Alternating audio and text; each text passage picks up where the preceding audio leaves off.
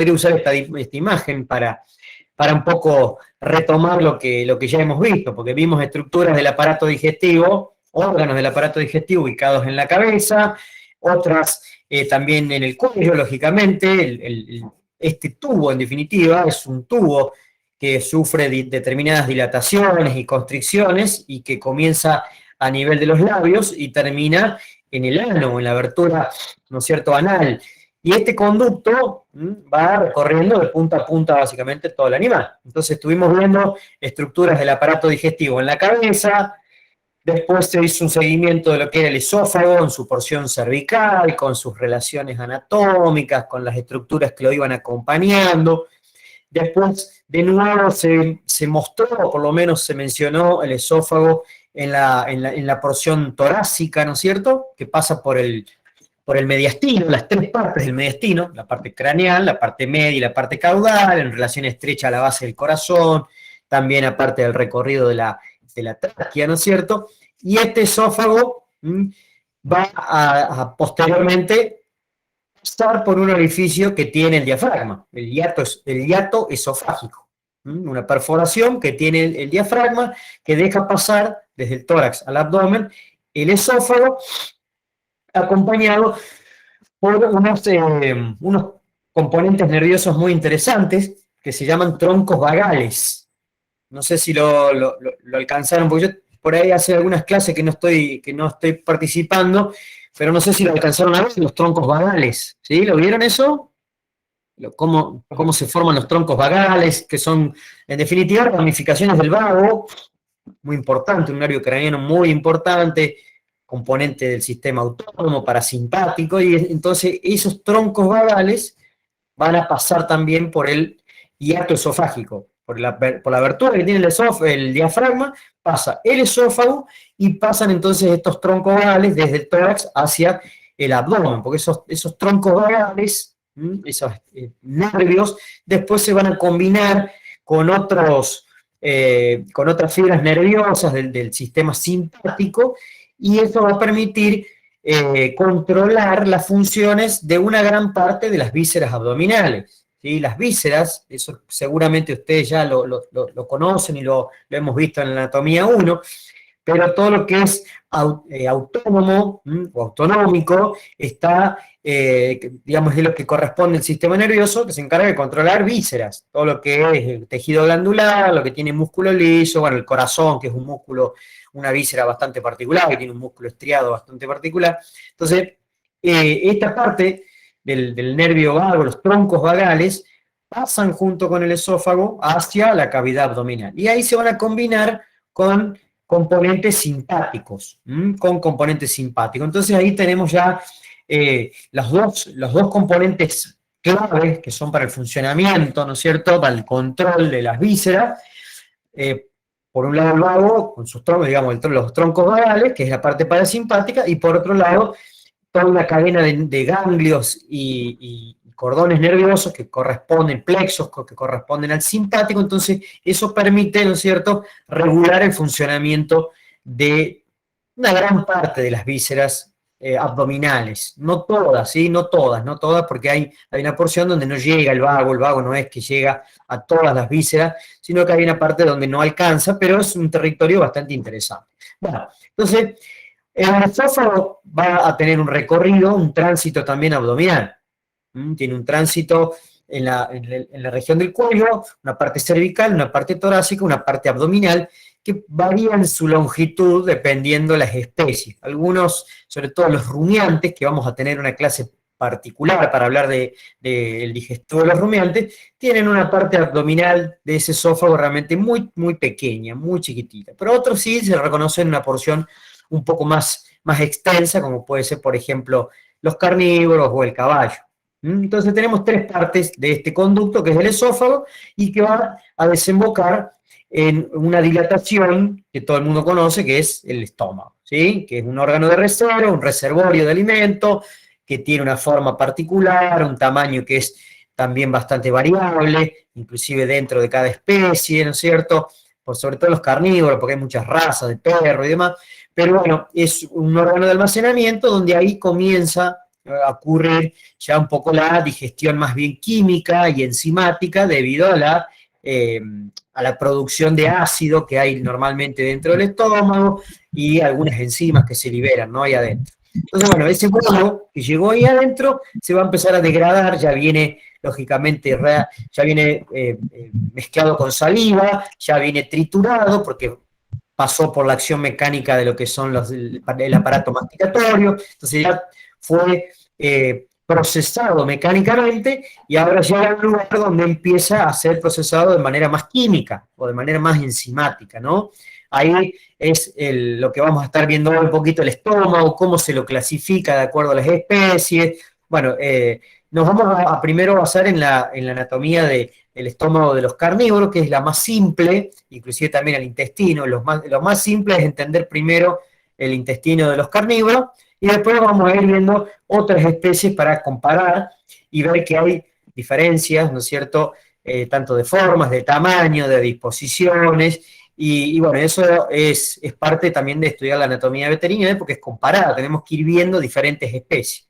Todo tiene que ver también, la forma, el tamaño, las disposiciones, tiene que ver con los hábitos alimenticios que tiene cada especie, con los hábitos de alimentación que tiene cada especie de mamífero que estamos estudiando. Entonces, bueno, por eso podemos ver que los rumiantes tienen una particularidad en su estómago, los caballos tienen también unas un importante desarrollo sobre todo del intestino grueso. Bueno, hay cuestiones que son muy puntuales y que las vamos a ver en cada clase de manera independiente, para no mezclar todo, porque si no nos va a quedar se nos va a hacer mucho lío. Entonces, esófago, ¿sí? El esófago, el estómago, comienza el intestino delgado a partir del estómago, ¿no es cierto? El alimento ingresa al estómago, después abandona ese alimento, abandona el estómago, sale por un orificio y continúa por el intestino. ¿Sí? El intestino delgado, que vamos a ver que se separa o se lo subdivide en tres partes. La primera porción es el duodeno, la segunda porción, que es la más larga, el yeyuno, y la última porción, que tiene un recorrido relativamente corto, es el ilion, ¿sí? Ilion, con E, no es con I como si fuese el hueso, es ilion, duodeno, yeyuno, ilion. Esas son las tres partes que tiene el intestino delgado. Y este ilion después se va a continuar, va a tener una conexión con el intestino grueso, que también se lo separa. Esto es casi como una generalidad para cualquier especie, no hay diferencias acá. Estos nombres, estas divisiones, estos segmentos, estas porciones que aparecen son comunes para todas las especies, lo que sí podemos ver que hay cambios bastante considerables en las longitudes, en los aspectos externos, la morfología externa. Bueno, hay un montón de cuestiones diferentes, pero digamos, los segmentos en que se divide el intestino delgado y el intestino grueso es básicamente lo mismo. Entonces, el ilion va a continuarse después con el intestino grueso, y ese intestino grueso comienza a partir del ciego, ¿sí? Ciego es la primera porción, que en algunas especies, como estamos viendo acá, voy a tratar de marcar, que no sé dónde estaba, acá está.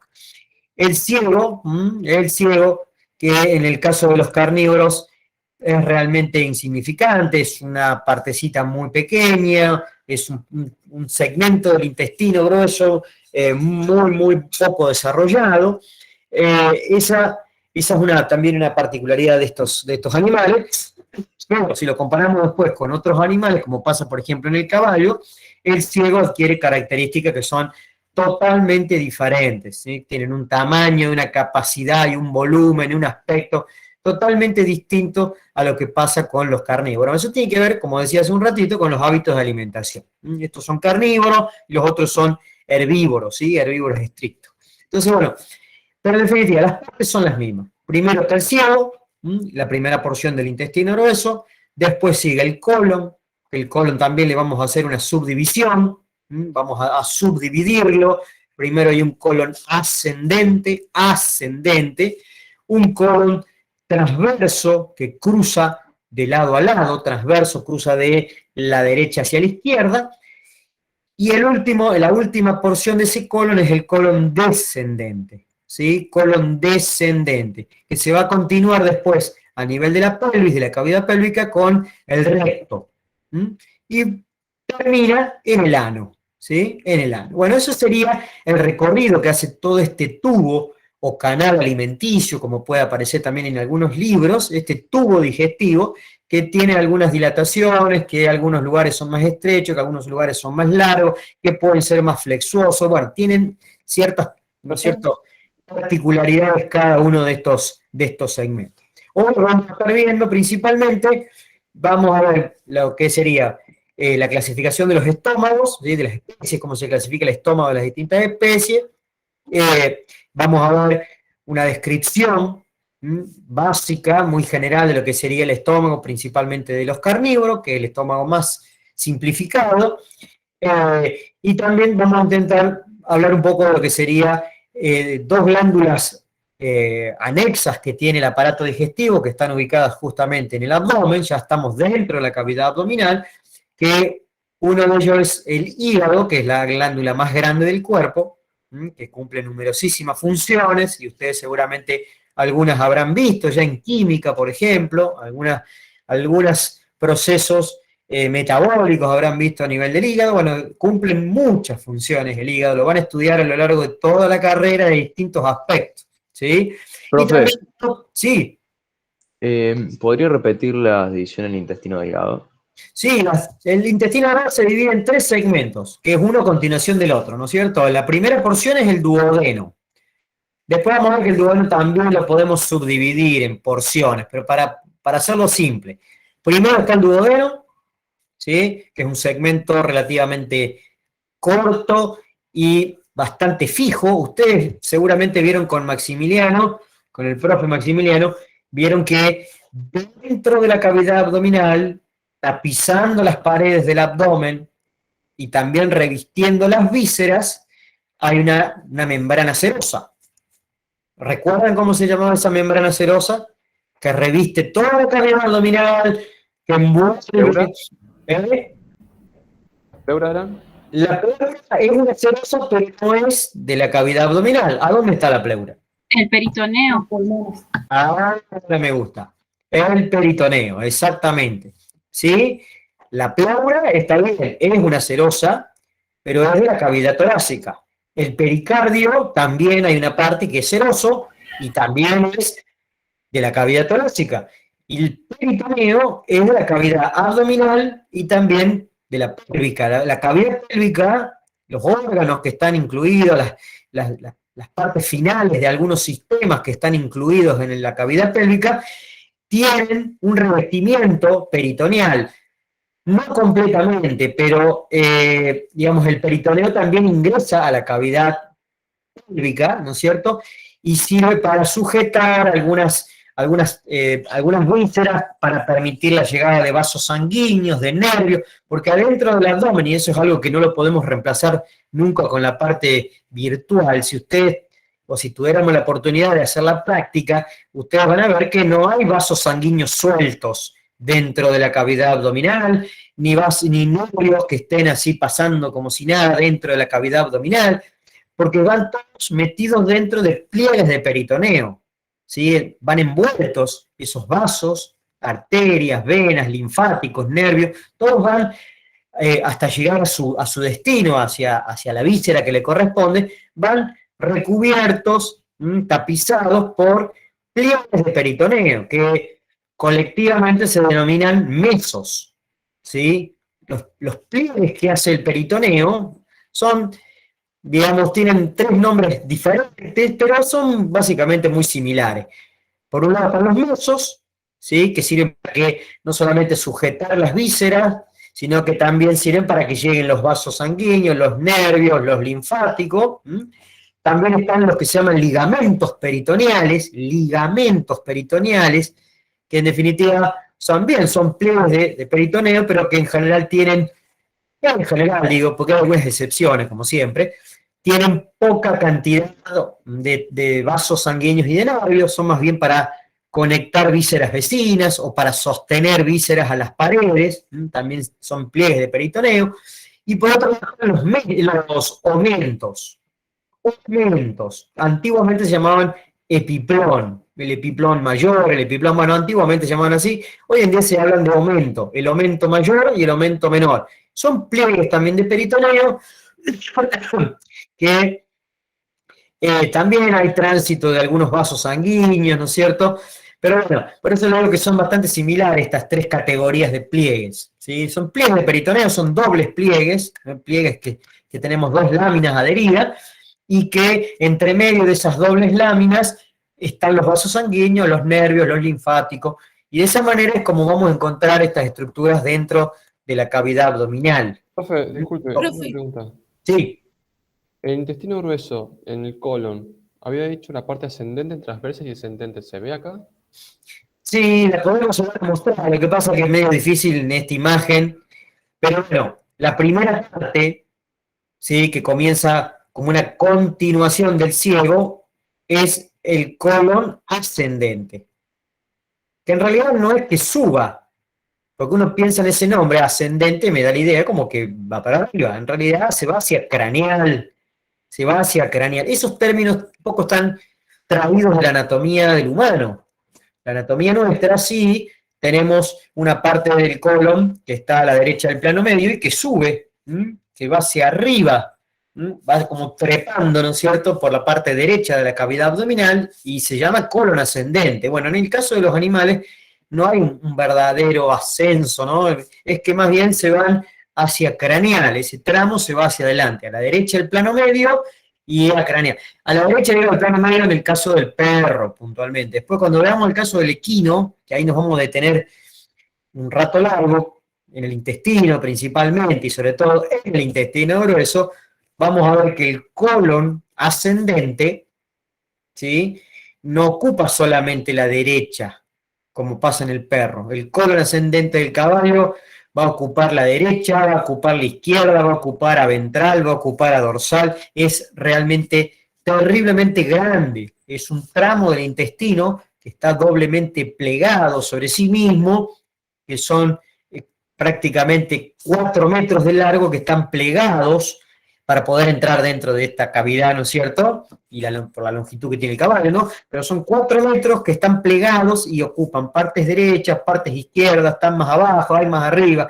Bueno, todo ese recorrido lo vamos a ir haciendo para comprender bien esta parte que es crucial del aparato digestivo de los caballos, ¿sí? Hay que prestarle mucha atención al intestino del equino, sobre todo el intestino grueso del caballo, ¿sí? Desde el ciego, inclusive, todo el colon ascendente, transverso, descendente, bueno, pero ya lo vamos a ver en una clase particular, una clase especial, para que vean un poco las dimensiones. Bueno, tengo algunos videos también para mostrarles y demás. Es terriblemente distinto a lo que uno puede llegar a observar en un carnívoro. Carnívoro es muy simple el intestino, son tramos relativamente cortos, ¿sí?, donde hay simplemente un pequeño cambio de posición, que pasa de un lado, pasa al otro, que están a la izquierda o están a la derecha, pero son tramitos realmente muy cortitos, y es muy simplificado. Por eso se lo empieza como a estudiar como modelo, como para poder entender lo más general y después pasar a lo más complicado, que puede ser, por ejemplo, el intestino de un caballo, ¿no? Entonces, la primera parte es el colon ascendente, ¿sí? Colon ascendente que está en este caso, puntualmente, el caso de los carnívoros, a la derecha del plano medio, a la derecha del plano medio. El colon transverso que cruza de lado a lado, cruza de la derecha a la izquierda, ¿sí? De la derecha a la izquierda. En el caso nuestro hace lo mismo, cruza desde la derecha hacia la izquierda del plano medio, ¿sí? Bien. Y por último, el colon descendente, que es una parte que tiene una longitud un poco mayor, está a la izquierda del plano medio, ¿sí? Y más bien cerca más o menos a la mitad, ¿no? Ni tan en el techo, ni tan en el piso, ni tan abajo, ¿no? Está más o menos como a la mitad digamos, de lo que sería la longitud dorso-ventral del animal, ¿no es cierto? Está como a mitad, no está ni bien arriba ni muy abajo, está más o menos al medio. Entonces, esta es la última parte del colon descendente, y eso se continúa con una porción ya dentro de la cavidad pélvica, que es el recto, ¿sí?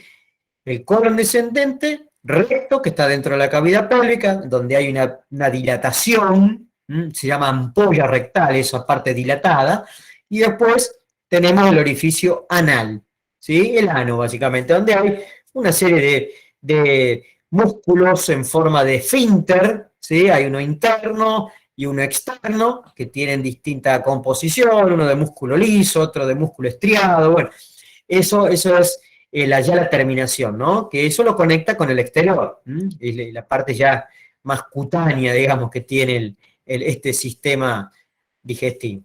Bueno, todos estos tramos vamos a retomar de nuevo, ¿no? Era simplemente como para hacer un recorrido de lo que hace, ¿no es cierto?, el alimento, desde lo más craneal, lo más rostral en la cabeza, ¿no es cierto?, pasa por la boca, pasa por la faringe, el esófago, estómago, intestino delgado con sus distintas partes, el intestino grueso con sus distintas partes, y por último, ¿no es cierto?, la eliminación de los desechos, lo que no se logró absorber, también las secreciones, que también produce el aparato digestivo, bueno, eso se elimina, ¿no es cierto?, con la materia fecal, con la materia fecal. Y bueno, y dos glándulas que son también muy importantes, que tienen componentes exócrinos vinculados al aparato digestivo, ¿no es cierto? Porque estas dos glándulas también tienen funciones endócrinas.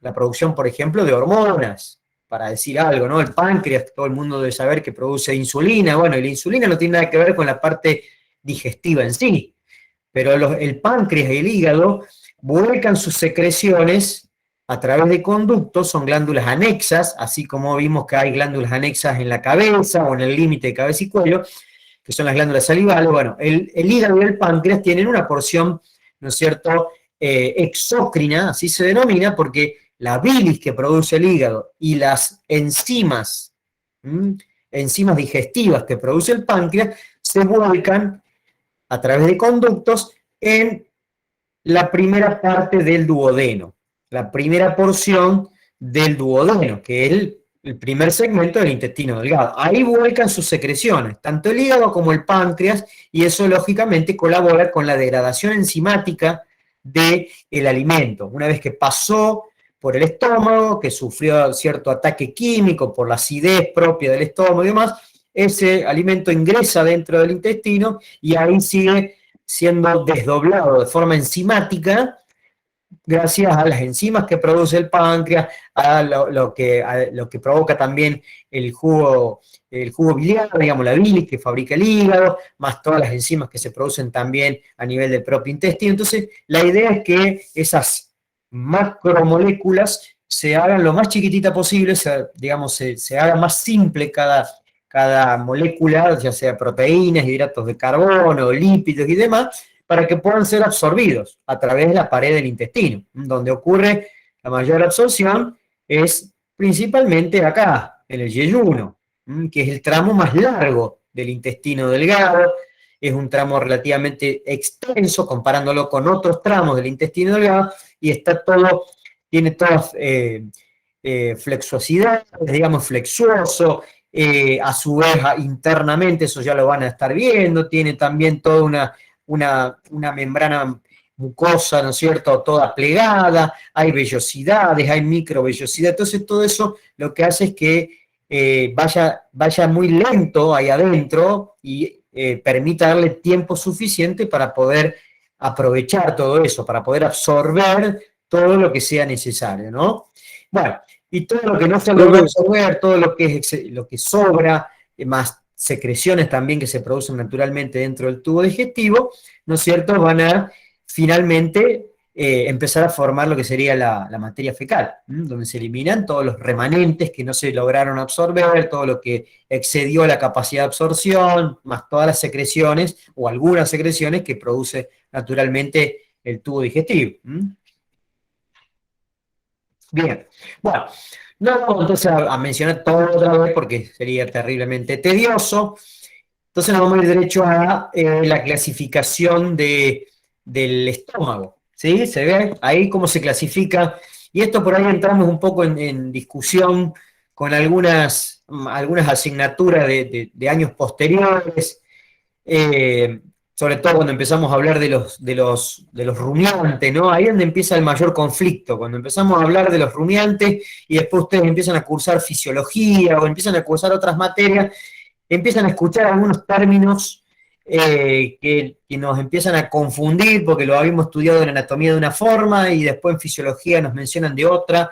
Bueno, eso es algo que como docentes nos tenemos que poner de acuerdo, creo, en algún momento. Pero bueno, ahora cuando veamos la parte de rumiantes vamos a explicarlo un poquito. Todos los animales que nosotros vamos a estudiar, los mamíferos domésticos, de importancia veterinaria, ya sean carnívoros, el caballo, la vaca, la oveja, la cabra, que están todos dentro del mismo grupo, que son rumiantes, el cerdo y demás, son todos animales monogástricos, ¿sí? Son todos animales monogástricos, es decir, tienen, y eso está comprobado embriológicamente, ¿sí? Son animales que tienen un solo estómago, ¿sí? Es un solo estómago, esos son monogástricos, un solo estómago. El tema es que algunas especies, como pasa por ejemplo en los rumiantes, este estómago puede estar subdividido en compartimentos o partes, ¿no? Tiene distintas partes. No es que tiene muchos estómagos, es un estómago que tiene varias cavidades o varios compartimentos, como dice la diapositiva. ¿Sí? Es un monogástrico, un solo estómago, pero está subdividido. Eso es lo que ocurre básicamente con esos animales que son los rumiantes. En el resto de los animales, como ven acá, carnívoros, entre ellos perro y gato, el equino y el cerdo, son todas especies donde ese estómago no está subdividido. Es una sola cavidad, es un solo compartimento. Por eso hablamos de monocavitario. Son monogástricos, monocavitarios. ¿Estamos hasta ahí? ¿Qué significa esto? Monocavitario, monogástrico, policavitario. Poli es mucho, cavitario, cavidades, mono uno solo, ¿sí? Bueno, entonces, todos los animales, al menos los animales domésticos que yo conozco, los mamíferos domésticos, no sé si hay realmente mamíferos, aunque no sean domésticos, mamíferos que sean por ahí salvajes o mamíferos exóticos, creo que no existen poligástricos, mamíferos poligástricos. Poligástricos significa que tienen varios estómagos. Ahí está un poco la discusión que empezamos con la gente de fisiología, porque por ahí, y fisiología digo de otras asignaturas, que por ahí hablan de los poligástricos, hablan de los rumiantes como los poligástricos, como que tienen muchos estómagos, y en realidad no es correcto eso. ¿Sí? ¿Por qué? Porque estos animales tienen un solo estómago, está subdividido, no es que tienen varios estómagos, es uno solo separado en compartimentos. Profesor, ¿Sí? Sí.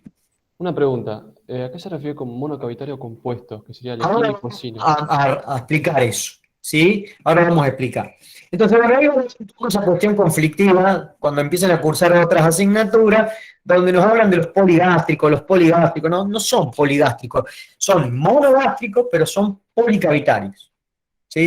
Tienen varias cavidades, es decir, ese estómago separado en básicamente 4 compartimentos. ¿Sí? 4 compartimentos. Si después te interesa, por ejemplo, algunos rumiantes no tradicionales o no tan tradicionales, como pueden ser los camélidos sudamericanos, que también se está trabajando bastante desde el punto de vista veterinario, ¿no es cierto? Sobre todo en el altiplano, ¿no es cierto? En aquellos lugares donde se crían alpacas, llamas, guanacos y demás, que también son animales que están en nuestro territorio nacional. Bueno, estos son también rumiantes, pero tienen una clasificación un tanto diferente. Si no tienen 4 compartimentos, tienen algunos nombres que no coinciden exactamente con los que nosotros vamos a estudiar. Bueno, son especies tal vez no tan tradicionales como pasa como una vaca, como una cabra o como una oveja, ¿no? Pero bueno, eso después si a ustedes les interesa, también tengo material, información. Entonces, vamos a tener, todos son monogástricos, tenemos un conjunto de especies que son monocavitarias, como pasa con los carnívoros, el caballo y el cerdo, y los policavitarios, que son los rumiantes. Y ahí aparece, como preguntaban recién, otra clasificación, simple y compuesto. En el caso de los estómagos simples, significa que internamente la mucosa que reviste ese estómago tiene completamente, digamos, es una mucosa absolutamente o completamente glandular.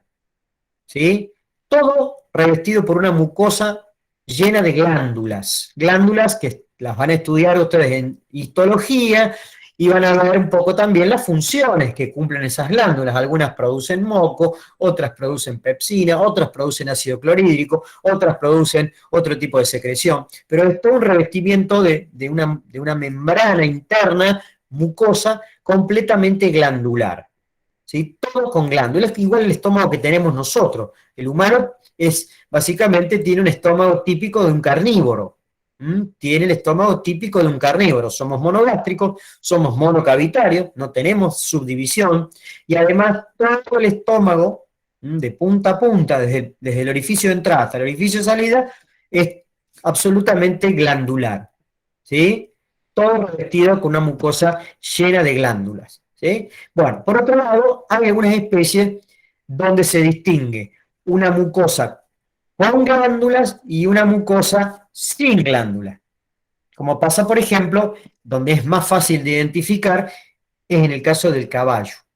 ¿Sí? El caballo es muy evidente dónde está la mucosa glandular y dónde está la mucosa aglandular, es decir, sin glándulas. Se ve perfectamente, es más, hay un relieve interno, un borde muy evidente, porque cambia inclusive hasta el color de la mucosa tiene un color diferente, que es bastante evidente, y tal vez no se aprecie muy bien en los preparados anatómicos que nosotros tenemos, ese cambio de coloración, porque están procesados de determinada forma para que no se descomponga el tejido, entonces el color ahí nos cambia todo, pero en un animal, si ustedes hacen una necropsia o agarran un estómago de un caballo recién muerto, van a ver que se distingue perfectamente la mucosa con glándulas de la mucosa sin glándulas. La que tiene glándulas es un color más bien rosado, intenso, puede ser hasta casi rojizo, y la otra es más bien blanquecina, la que no tiene glándulas. ¿Sí? La que no tiene glándulas. Después les voy a mostrar fotos para que vean cómo se distinguen fácilmente las dos partes que tiene la mucosa del estómago, o la mucosa gástrica, como también se llama, ¿no? Gaster significa eso, estómago. Entonces, este tipo de estómago es un estómago compuesto. Tiene una parte glandular y una parte glandular. ¿Está bien? El cerdo también cabe dentro de esa clasificación, aunque no tiene una mucosa aglandular muy marcada, muy fácil de identificar. Es decir, hay una pequeña porción de la mucosa del estómago, de la mucosa gástrica de los cerdos, una parte muy chiquitita que carece de glándulas. El resto es todo glandular. Es una parte muy chiquitita que ya vamos a ver, que se llama divertículo gástrico, está cerquita del orificio de entrada, donde termina el esófago y empieza el estómago. Bueno, ahí hay como un bolsillito que se forma en el estómago de los cerdos, y esa parte es la que no tiene glándula. Después, la mayor parte, podemos decir que el 95% del estómago de los cerdos es glandular, ¿sí? Pero bueno, por esa pequeña franja que no tiene glándulas, está como metido dentro del grupo de los estómagos compuestos, ¿no? Bueno, y en el caso de los rumiantes, ¿sí? Es una especie que tiene 3 compartimientos de esos 4, tiene 4 compartimentos totales. Bueno, 3 de esos compartimentos, que son los 3 primeros, por donde pasa el contenido, bueno, ya lo vamos a estudiar, van a ver que es bastante dinámico todo eso, pero los compartimentos más craneales de ese estómago son aglandulares. Cumplen una función más bien de mecánica, de mezclado, ya vamos a estar estudiando ahí adentro del estómago, sobre todo en uno de esos compartimentos, ¿sí? Que se llama rumen. Rumen es el compartimento más grande que tiene ese estómago.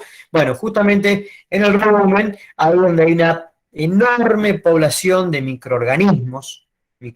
Hay bacterias, hay protozoos, hay hongos. Bueno, todo ese conjunto, esa población de microorganismos son fundamentales para que el animal pueda aprovechar lo que está comiendo, ¿sí? Porque son esos microorganismos lo que permiten degradar la célula vegetal. La célula vegetal. Imagínense una vaca, y una cabra y una oveja comen forraje, ¿sí? Entonces la célula vegetal tiene ciertas particularidades y para poder degradar esa célula y poder aprovechar los componentes de esa célula vegetal, el rumiante utiliza esos microorganismos que están ahí adentro de su estómago. El rumiante no tiene sus propias enzimas para poder degradarlo. O sea que si se mueren absolutamente todos los microorganismos que tiene el rumiante en su estómago, se muere el bovino, no puede aprovechar nada, no puede aprovechar los componentes de la dieta. Por eso necesita de esa población microbiana que está ahí adentro, y la van a estar también estudiando desde muchos aspectos, digamos, de la fisiología, de la patofisiología, de las enfermedades y demás. Bueno, esa población que está ahí adentro, que es terriblemente numerosa, es la encargada de poder degradar los componentes que tiene la célula vegetal, ¿sí? Que ustedes lo han visto seguramente, algunas diferencias que hay entre una célula, ¿no es cierto?, animal y una célula vegetal. Uno de los componentes que tiene es la pared celular. La pared celular que tienen las células vegetales, para poder degradar esa pared celular necesita enzimas especiales, que tampoco las tenemos nosotros, ¿no? Nosotros no aprovechamos básicamente nada de los vegetales, solamente vitaminas, minerales, alguna cosa así. Pero bueno, estos rumiantes tienen un estómago muy particular, y que toda esa población que está ahí adentro, estos millones y millones de microorganismos, son los que permiten realmente aprovechar los componentes del forraje, lo que consume el animal. Y son herbívoros estrictos, no pueden comer otra cosa, ¿sí? Comen forraje, ¿sí? Granos, pasto. Otra cosa no le demos porque no hay forma, no le podemos dar pedazos de carne ni nada por el estilo, ¿no? Bueno, esta es la clasificación. ¿Se comprendió entonces cuál es la clasificación de los estómagos de acuerdo a la especie? Monogástricos, monocavitarios o policavitarios, y simple o compuesto dependiendo el tipo de mucosa que tenga. El tipo de mucosa. Bien, acá este esquemita está sacado del libro de Kenny, ¿sí? No es la idea que nos pongamos a ver cómo se llaman cada conjunto de glándulas y demás, que ahí tienen, ven, ahí están escritas. Después si alguno tiene el libro los ve.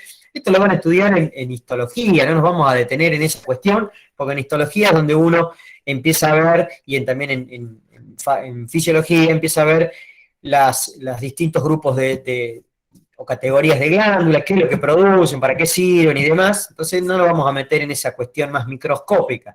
Pero fíjense que acá tenemos el dibujo, el esquema de las distintas especies, los carnívoros, perro y gato, una forma, fíjense que es bastante similar en todas las especies, menos en los rumiantes, que tiene una forma bastante diferente, comparándolo con los otros animales. No se basen en estos esquemas que no están representando el tamaño que tiene, ¿no? El tamaño del estómago no está representado en este esquema. Es simplemente para que se vean que las partes que están pintadas de color más bien amarillenta y puntillada son las porciones aglandulares. Fíjense que en el perro y en el gato no hay ninguna parte del estómago que tenga glándula. Ahí está la desembocadura. Esto es la desembocadura del esófago. La terminación del esófago, que termina, ¿no es cierto?, conectándose con el estómago. Hay un orificio que conecta el esófago con el estómago, que se llama cardias, ¿sí? Cardia se llama. Por eso es que van a ver que justamente las glándulas que están ubicadas justamente alrededor de ese orificio, en cercanías de ese cardia, se llaman glándulas cardiales. ¿Ven? Ahí está el nombre. Bueno, no quiero meterme en esa cuestión histológica, pero bueno, en el caso del gato y el perro no hay partes del estómago que sean aglandulares. Es un estómago simple, un estómago absolutamente simple, revestido todo de una mucosa glandular, con distintos tipos de glándula que que fabrican y secretan distintas cosas. Bueno, en el caso de los cerdos, acá tenemos el esquema del estómago de los cerdos, ahí está el divertículo, es un bolsillito que se forma, que está ahí vinculado también al cardias, y ese bolsillito en esa zona alrededor del cardias, bueno, es justamente el lugar donde hay partes del estómago que no tienen glándulas, pero es una franja muy chiquitita, ven que es una partecita muy pequeña del estómago que carece de glándulas. En el caso de los caballos ya podríamos decir casi que tenemos mitad y mitad, ¿sí? Hay una parte importante de ese estómago que no tiene glándulas, que es aglandular, que está pintado de ese color amarillento, y hay también una parte bastante interesante que sí tiene glándulas. Internamente después se puede distinguir, como recién decía, uno abre y va a ver inclusive un borde que hay adentro, un relieve muy marcado, muy manifiesto, que me permite distinguir las dos porciones. Fíjense que en aquellas especies que tenemos partes aglandulares, esas partes de alguna manera siempre están relacionadas con la desembocadura del esófago, ¿sí? Con la desembocadura del esófago, no es con la salida del estómago, sino es con el comienzo del estómago. Esa parte es la que en aquellas especies que tienen ese estómago compuesto, es la parte que está ausente, que no tiene entonces glándulas, ¿no? Bueno, entonces acá tenemos toda la porción aglandular del estómago del caballo, cerquita, digamos, todo lo que corresponde a la zona cercana al cardias, también todo este bolsillo que se forma en el caballo, que se llama saco ciego. Bueno, ya vamos a describir también las características que tiene el estómago del caballo, pero es más que todo para mostrar un poquito cómo sería la proporción de parte glandular y parte aglandular. El esófago, lógicamente, no tiene glándulas, ¿sí? El esófago no tiene glándulas, es un tubo músculo membranoso simplemente, que varía la cantidad de músculo estriado y de músculo liso, pero bueno, en definitiva no es un órgano glandular, ¿sí? Es aglandular el esófago, perdón. Bueno, y acá tenemos el estómago de los rumiantes. Puntualmente acá está el del bovino, ¿no? Estamos viendo una vista más bien derecha, del lado derecho del estómago, pero no importa eso. En definitiva, ahí se ve el esófago, la desembocadura del esófago, este bolsillo que cuelga acá, ¿sí? Eso es uno de los compartimentos del estómago que no tiene glándula, que se llama retículo. Tal vez los que vengan de alguna secundaria con orientación agropecuaria pueden llegar a conocer algún nombre alternativo de esa parte, ¿no? Antiguamente se lo llamaba redecilla o bonete. Bueno, eran nombres que se usaban antiguamente. Ahora se habla de retículo, ¿no? Es una parte del estómago de estos animales. Después tenemos el de mayor tamaño, que es el rumen, que también es completamente aglandular. Bueno, no puedo dibujar bien con esto. Es completamente aglandular. Ya vamos a estudiar todas las porciones que tiene el rumen, bueno, el aspecto externo, el aspecto interno. Y el último compartimento que tampoco tiene glándulas, es esto que tiene esa forma más bien de como una pelota, algo aplastada, media ovalada, que se llama omaso. Omaso. Así que es retículo, rumen y omaso. Estos son los tres compartimentos, las tres cavidades que tiene este estómago que no tienen glándulas. Todos cumplen un rol más bien mecánico. Ya vamos a ver un poquito también cuáles son las funciones que llevan a cabo estas partes, ¿no es cierto? Y el único que tiene glándulas es el abomaso, ¿sí? El abomaso antiguamente se llamaba cuajo o cuajar. Bueno, eso es la única parte del estómago que tiene glándulas, que es muy parecido, inclusive en su descripción, en sus partes descriptivas, a el estómago de un carnívoro, en definitiva, ¿sí? Más allá que internamente tiene una serie de... La mucosa se dispone de tal forma, pero, digamos, tiene las mismas partes que el estómago de un carnívoro, ¿sí? Bueno, entonces acá tenemos un panorama